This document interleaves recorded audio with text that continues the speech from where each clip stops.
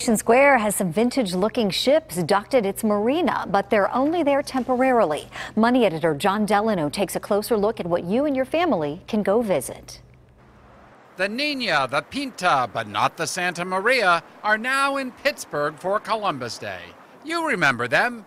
In 1492, Columbus sailed the ocean blue. It was pretty extraordinary and very risky at the time. On that first voyage, they were lucky to not lose any men. After the Santa Maria sunk, they left 40 men behind. But on that first voyage, they all made it back to Spain successfully. The Nina was the flagship for Columbus, and this vessel and the Pinta, now moored at Station Square, are open for visitors until they depart October 10th. The Nina is a near-exact replica, built in Brazil using the tools of the 1400s, says Captain Stephen Sanger.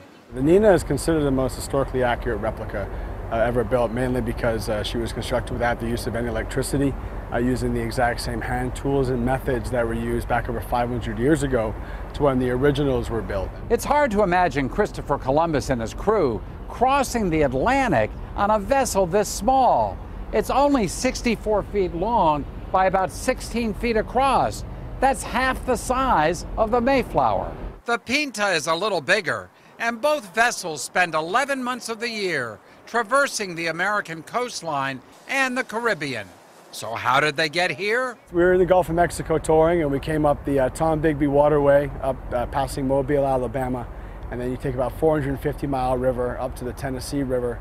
You take the Tennessee River down a couple hundred miles to the Ohio River, and then you take the Ohio River all the way up to the source of the river right here in Pittsburgh. Unlike the originals, this Nina and Pinta have auxiliary diesel engines. That's good news for us.